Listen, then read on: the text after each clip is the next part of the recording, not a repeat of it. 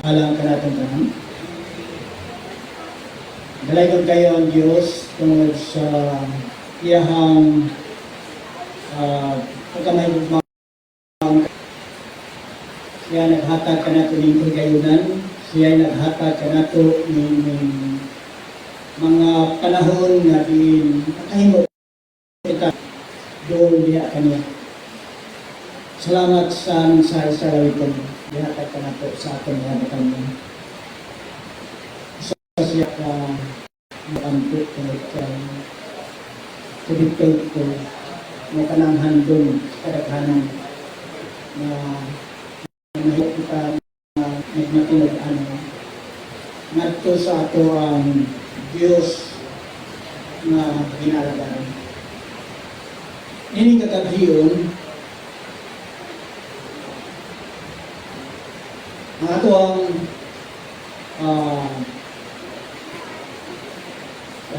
team or sa ato ang mga prayer nili nga semana naghisgot bahin sa mga tao na puno sa pagampo.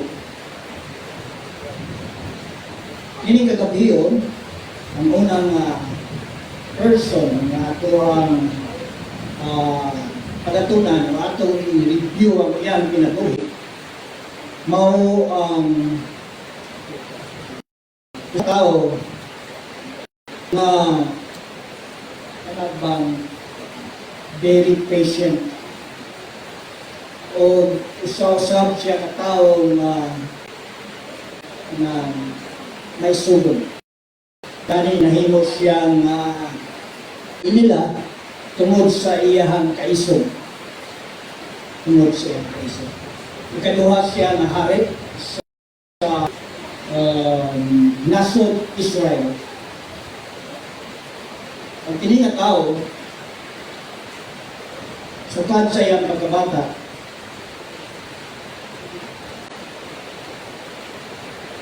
natubog siya sa pagampo. Tungod kay sagad sa iyahang inabuhi, anaan makimusara. Gusto niya ang pagampo kung daghano, sahay ma-ingon nga, kung daghan ka, daghan ka kauban, daghan ka o bang barkada, kanunay mo mag-uban, sahay makalimutan sa pagampo. Tungod kay kanunay man ang conversation, wala ito. Kung sa gilig ka makahigayon sa pagampo. Apan, si David, sa iyahang pagkabatanon, tungod kay magbalantay man siya sa karniro, nakakaton siya sa patinusara. Kung yan ang mga panahon na taas kayo ang iyahang panahon sa pagpakidugtong o communion sa iyahang nagbubuhat. Lingon niya sa gospel worker, prayer is the opening of the heart to God as to a friend. Sama daw sa usa ka higala, ang pag-ampo mao ang pag-upgrade sa kasing-kasing ngadto kanino. The eye of faith discern God very near, and as a suppliant, we obtain precious evidence of a divine love and care for Him. But why is it that so many prayers are never answered? Ano daw nga daghan sa mga pag-ampo ang wala tubagan? David says, I cried unto Him with my mouth, and He was extolled with my tongue. Kanunay niyang diha sa iyahang mga ngabil o sa iyahang mga dila, kanunay niyang ginasampit ang Diyos.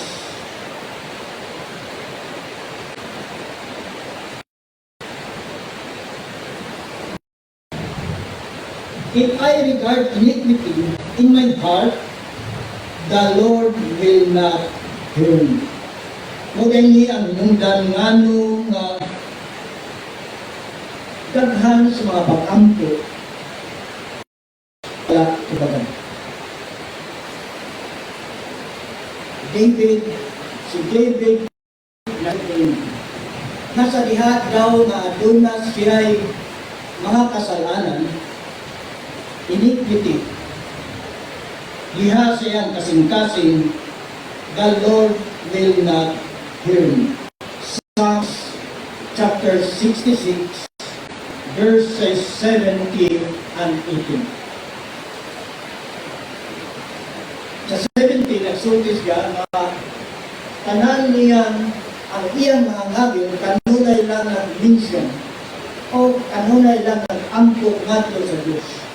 Apan sa 18, naghisgot siya na kung adunay iniquity karatan ng sayo, diha sa akong kasing-kasing, ang Diyos dili magapaminaw kanako.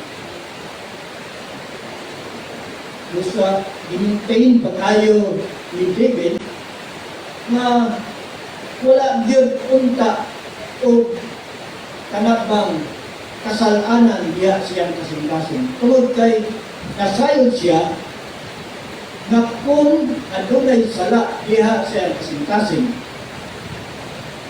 ang iyang mga pag-ampo na nahinunan. Dili ini pagdadunggon sa Diyos. There is need of prayer, most earnest, fervent, agonizing prayer, such prayer as David. Kung ka naginusara man siya sa pagbantay sa iyang mga hayop, ipinahanglan mga aduna siya kauban o ang iyang kauban o lamang ang Diyos.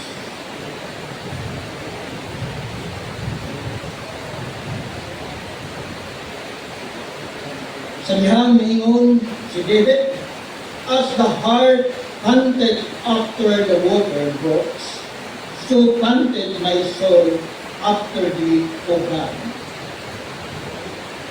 Sa kanya ni heart, wala namin binaw. Sa diha daw nga ang isa ka binaw, uhaw na galit. Mao piniyang yung ibalagin. Ngan gusto yun makainom ng tubig diha sa kanabang Jutay na river. Mausap ang iyahan ko. My soul after thee, O God. Anak ka mainang ko si David. Sama sa usang kabilaw na abhaw sa tubig.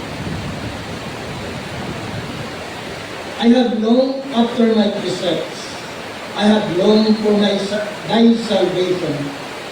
My soul longed thee, even fainted for the courts of the Lord.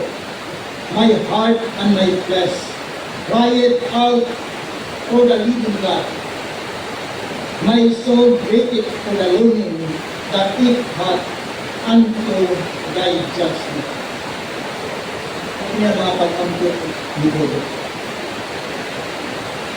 Sama sa usa kabilaw na naghandong sa tubig. Kung David siya, with a purpose, niyahang paghimog sa pag-ambot. Kung walay putol, usa siya ka uhaw diha sa Diyos.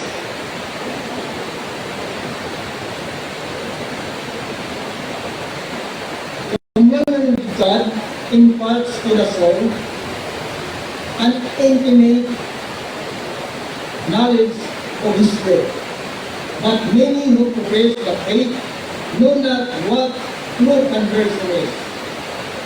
We have no experience and communion with the Father through Jesus Christ, and have never felt the power of divine grace to sanctify the heart. Praying and sinning and praying, their lives are full of malice, deceit, envy, jealousy, and self-love. The prayers of this class are an abomination to God. Anong pag-ampo apan sa kaulihay magpakasala, mag-ampo o magpakasala unya sa kaulihay mag-ampo. Ihatang din sa mga labing ang iyahang pagto.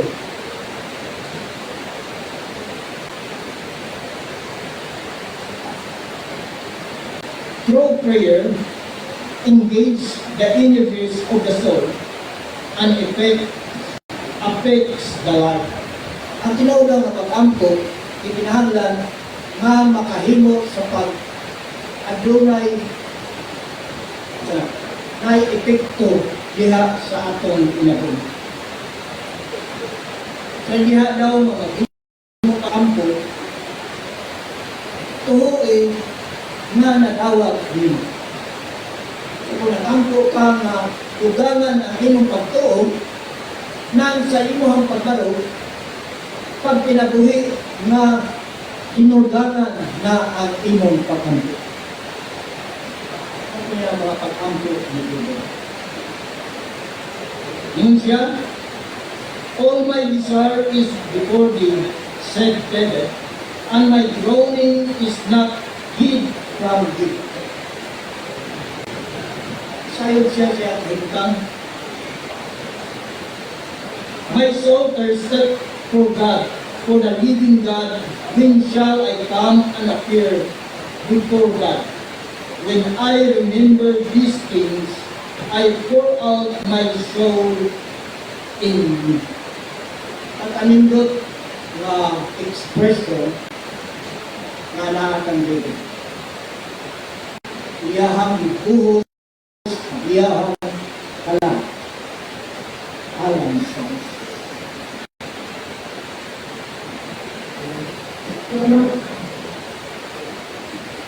sa diha nga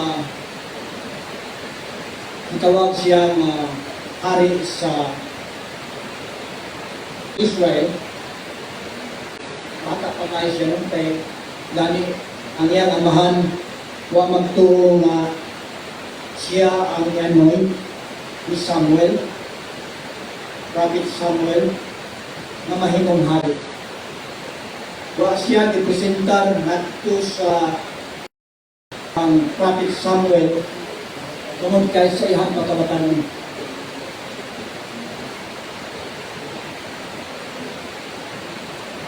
Sa diha nagsugod siya pag pakiguba. Ang una niyang away mao si Goliath. Unsa ka ang mation sa usa ka bata na makig-away sa usa ka higante.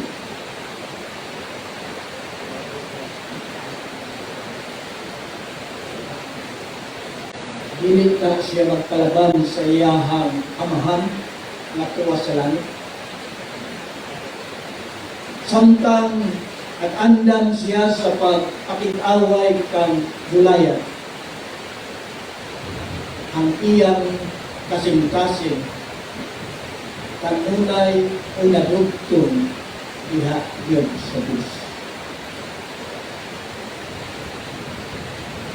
Masayod siya, nahiganti ang iyahang away. Dili niya mabuntog sa iyahang kaugalingon. Siya ang ingon, niyan niya ako sa ngalan Diyos Christ. muli ang sulti sa usa ka bata. Kung sa diha nga nabuntog niya, kung sa diha nga nahimong inila na siya,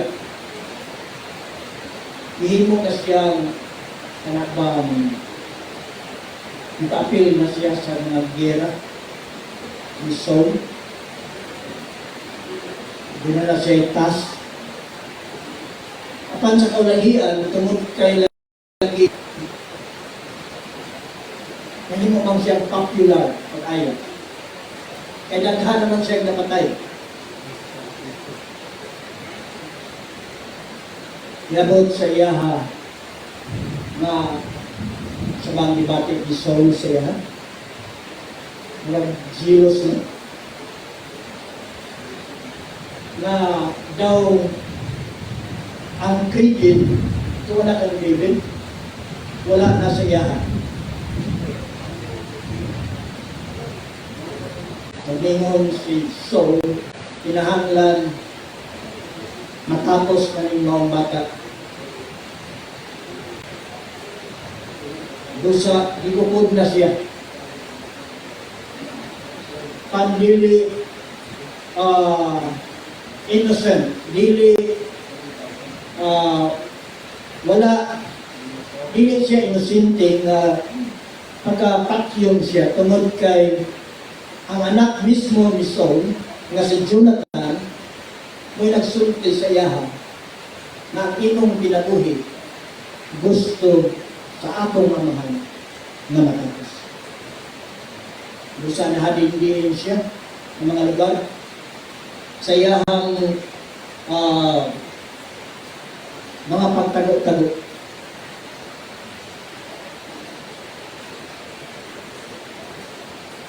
Dilim na hayop ang iyang kauban. Pag-insara na lang yun siya. At kung nag-insara siya, insa man ang iyang kauban. Insa man ang iyang masampi. Atong panahon na wala kay cellphone nga makasampit o silingan, makasampit o higala.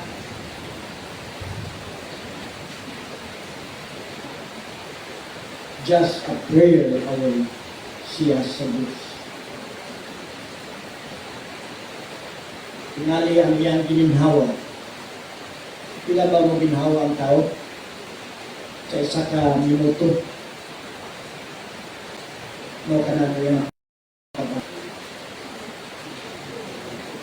Magpuyo siya na magmusara sa langit. Magpuyo siya na magmusara sa wilderness. Ang tanan niyan mga hangos sa ginalagan mga pag-ampo panahon.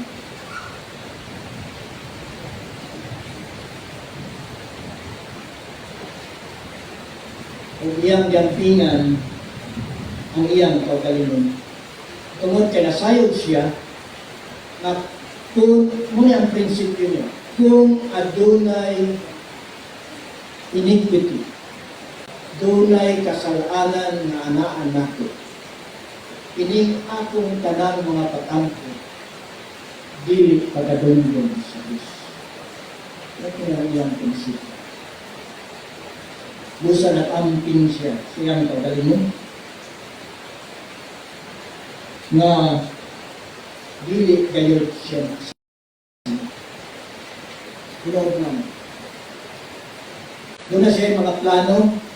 One time, nagplano siya nga mo abin sa mga Pilistihanon. Ikuban siya sa mga Pilistihanon sa pagpapig-away batok sa Israel. Apan ang Diyos nag-intervene na dili siya makahimo sa inyo.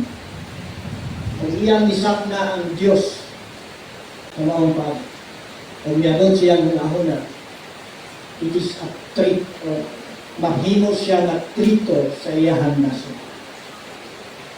Wala kayo kato na dayon. Apan sa diha nga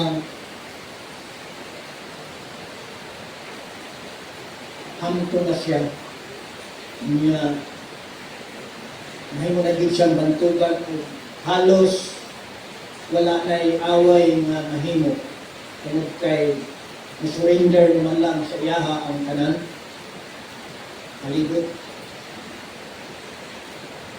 yabot sa iyaha ang usa ka temptation. Samtang atuwa siya sa taas, sa biranda, sa iyahang palasyo,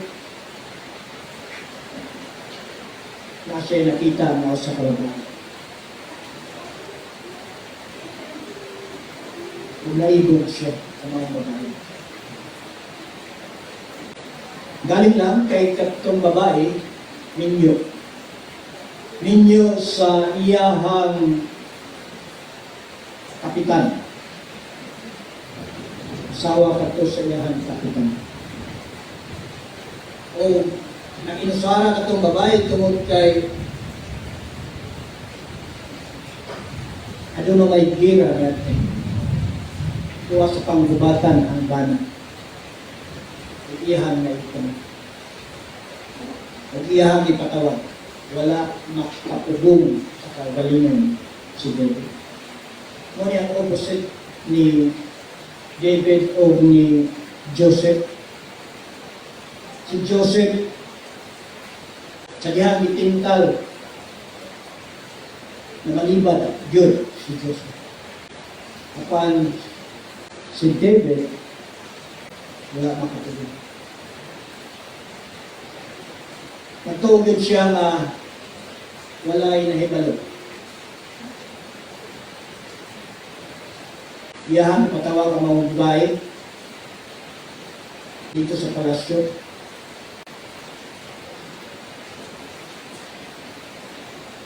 Niya sa diha nga nabuntis ang mga babae. Sa diha bitaho sa iyahan. Mayo o talagang wisdom or wisdom of naana. Tungod kay gusto niya nga ipaangkon pa yun sa bana. Isa iya ipatawag si isa to yung galing ngalan sa bana ni Bathsheba. Ha? Uriah. Iyang ipatawag si Uriah ang kapitan. Iyang ipapauli kay aron lang Diyod na makasiping makadulog sa iyang asawa kunya maangkon ko sa iyang bana. Kung sa mga si Uriah sabihan mo ulit sa katao na matinag-anon si Uriah. Dili siya mapauli sila kulianan tungod kay maglipay-lipay sa dito samtang ang iyahang mga kauban nakikuba. Usa diha siya sa puntahan sa palasyo na tulog. Yun siya mapauli. Matinag-anon kayo si Uriah. Usa ikaduhan niyang trick naghihimo kay wa man mo pauli si Uriah. Iyang gihubog si Uriah. Iyang gihubog. Nga ang iyang nahuna sa dihang mahubog si Uriah, lupauli ni sa ilang kulianan, apan wala gihapon mahitabo. Dosa na ang kabalaka ni David. Nakaugma, naghimo siya sulat. Ito niya ikatulong na trip. Himo siya sulat ngadto sa isang ka ano bang warrior sa Joab, no? Dihang isulatan dito nga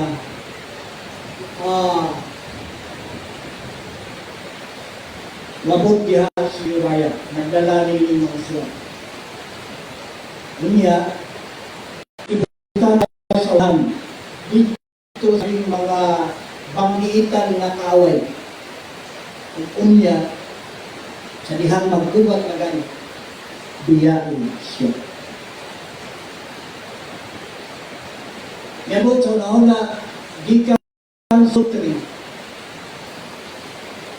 Kaya paglampas o sa iyang kasalanan na adultery, yabot siya sa ikaduha niyang sala na mao ang murder. Pagpatay. Tungod kay gusto gid niya nga limpyo gid unta ang iyang kinabuhi, walay masayod sa iyang kasalanan.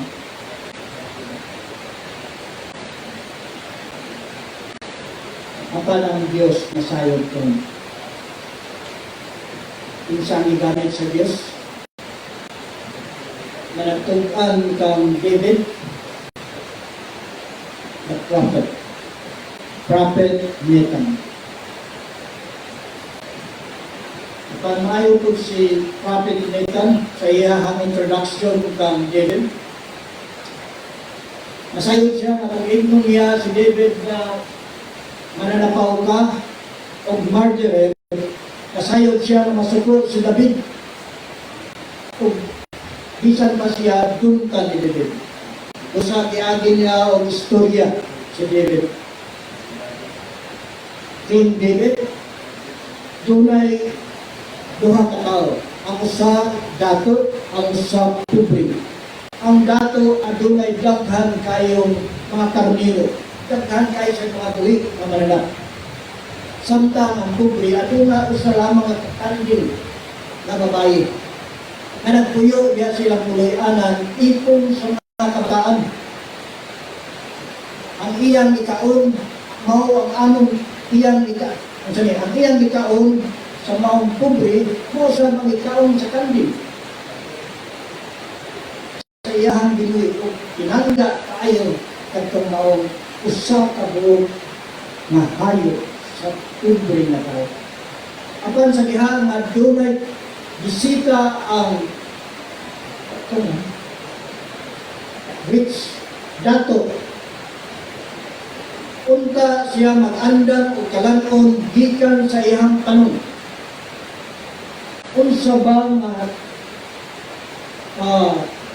pagkaagi nga iya manuong giadtuan ang pobre nga tao nga dunay usang kanding o iyang ikuha ang mawang kanding o mawang iyang gihaw alang sa pag-treat o alang sa pagdalit ngadto siyang bisita. Wa pa makahuman si Nathan sa suglanon. Masuko na siya o ingon niya kanang mawang tao nga dato kinahanglan mamatay.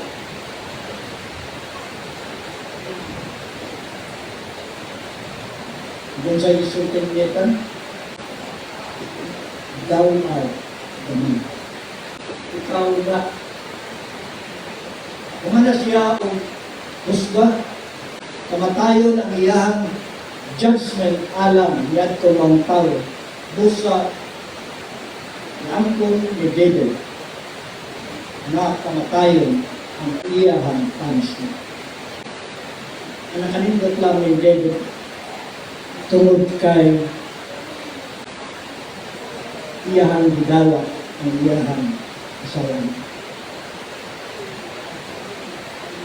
Abi niya o buwa diyo'y nasayod. Apan ang Diyos sa langit nakakita. Walay nalilon, walay natabo sa tanan naton dinamita.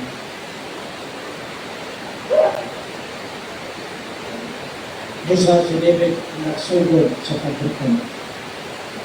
Ang nakalindot lang kay ang iyang pagkamailampuon kaniadto wala mausap. Ang iyang pinaiya sa pagkamailampuon sa Diyos wala mausap.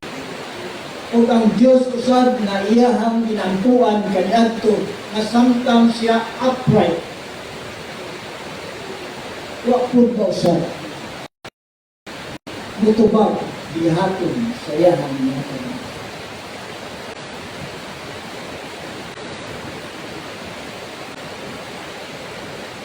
Dosa sa iyahang sentence, kamatayon, sentence, alam mo. Apan ang Diyos adunay provision ngadto kami. Apan gihilakan pag-ayo ni David kadto mao provision. Instead na siya ang mamatay, kinsa ang namatay? Isa sa iyang anak.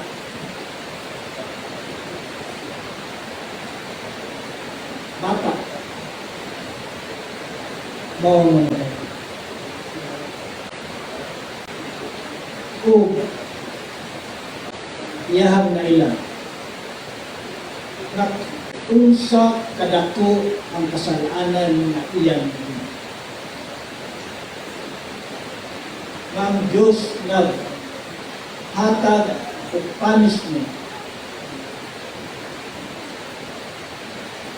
inaagi sa pagbunos sa kinabuhi sa anak na walay sa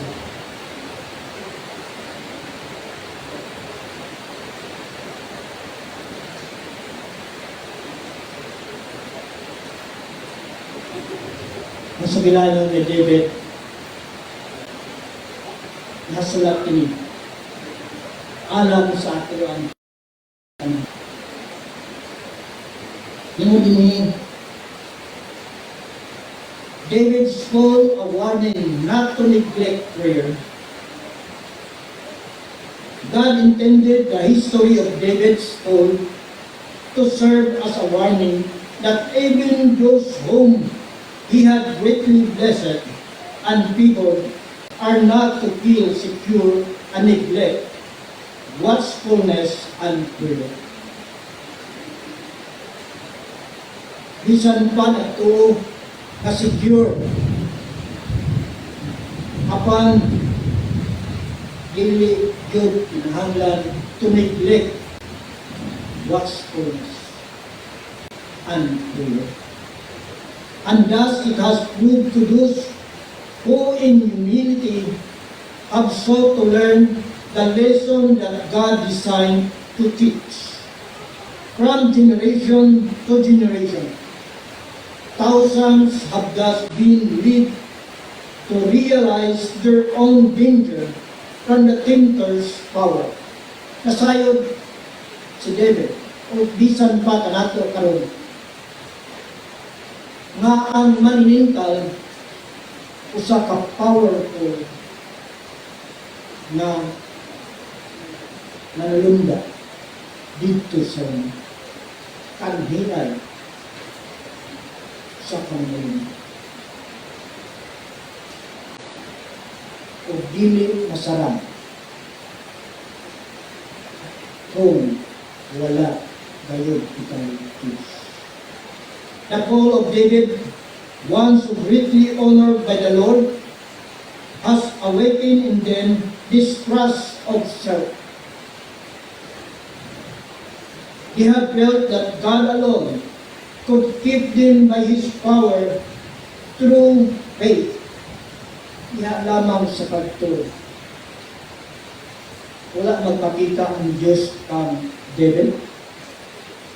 Apan nagtuo si David nga adunay Diyos nga mao ang nakit-away alam kaniya. Knowing that in Him was their strength and safety, they have dared to take the first step on Satan's wrath.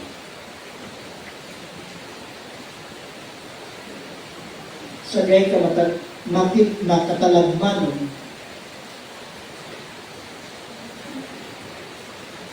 ang pagkahulay o sa pagdunay gap diha sa pagpahigdugtong sa Diyos.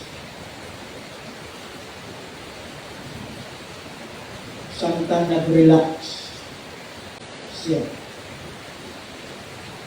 mabuti ang iyang pagpahigdugtong sa Diyos.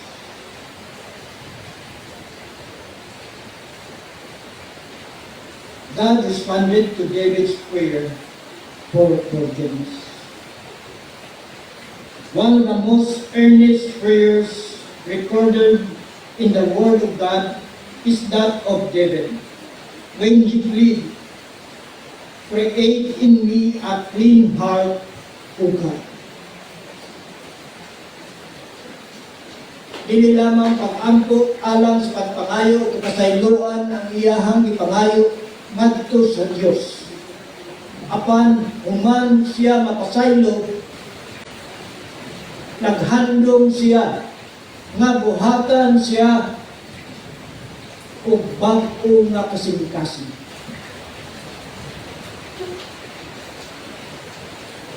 God responds to such a prayer. "A new heart will I give you." This is a work that no finite man can do. Men and women are to begin at the beginning, seeking God most earnestly for a true Christian experience. They are to feel the creative power of the Holy Spirit. They are to receive the new heart that is kept soft and tender by the grace of God. The selfish spirit is to be cleansed from the soul. They are to labor earnestly and with humility of heart, each one looking to Jesus for guidance and encouragement. Then the building, fitly praying together, will grow into a holy temple in the Lord. Hindot kayo sa bilanon ni David. Bisan siya nakasala. Apan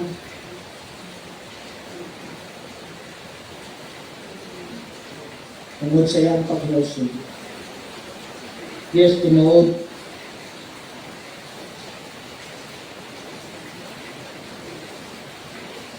atong pagkatawhanon kahay moagi kita o sagad kayo moagi kita kasalanan. Apan ang Diyos maminaw sa ato ang mga kabanto. Dili niya talikdan ang iyang